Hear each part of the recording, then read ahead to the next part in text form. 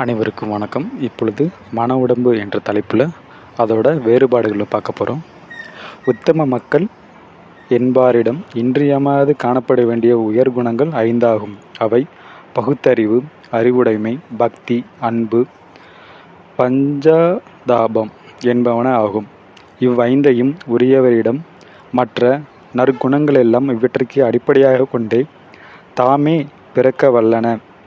அதனால் உத்தம மக்களுடைய உருவமான உடம்பில் முறைப்படி 5 நிறங்களே ஒளிவீசி திகழ்ந்து கொண்டிருக்கும். அவை தலைக்கு மேல் பகுத்தறிவையும் பரமார்த்த விருப்பையும் உணர்ந்து, வயலட்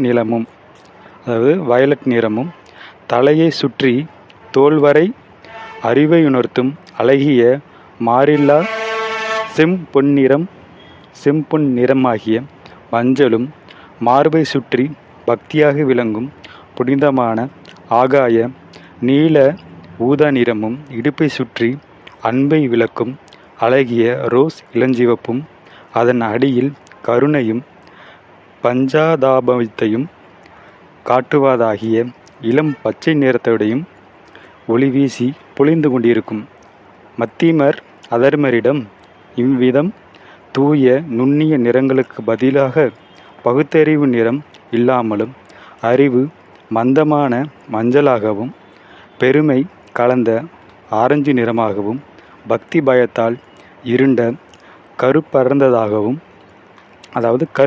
படர்ந்ததாகவும், அன்பு மகமாக கடுஞ்சிவப்பாகவும், பஞ்சாதாப பச்சை நிறத்திற்குரிய பதிலாக தன்னலகத்தை காட்டுவிக்கும் தவிட்டும் நிறமாகவும் அதிகமும் காணப்படும். அத்துடன் உத்தம உடம்புகளில் மேற்சொன்ன 5 நிறங்களே அழகுடன்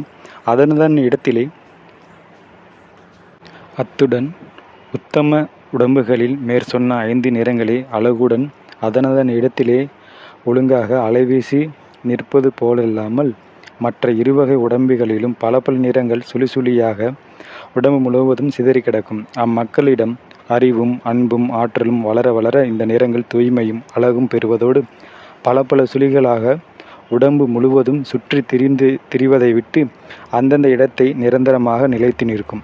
பூலோக நிறங்களோடு ஒப்பிடும் பொழுது சுவர்லோக நிறங்களின் மிக மிக இருண்டவை கோடி சூரிய பிரகாசமாக இருக்கும். ஆதலால் அங்கு நுண்மை, மென்மை, திண்மை, கருமை என்பன அங்குள்ள தரமிக்கமை பெருத்தவனாகும். இவ்வுலக நிறங்களோடு ஒப்பிடவல்ல. இனி அன்ன உடம்பும் பிராண உடம்பும் உலகில் எந்த நாட்டில் பிறந்தாலும், எம்மக்களிடம் பிறந்தாலும், எத்தனை பிறவிகள் எடுத்தாலும் தோற்றம் மாத்திரமே வேறுபடுமென்றி அளவில் அதிகமாக வேறுபடுவதில்லை. அவற்றை இச்சையுடம்பும் யாவருக்கும் சுமார் 18 அங்குலம் அன்ன உடம்பை சுற்றி 4 புறமும். இத்துடன் இந்த தலைப்பு முடிவடைகிறது. மீண்டும் அடுத்த ஒரு தலைப்பில் சந்திப்போம். நன்றி, வணக்கம்.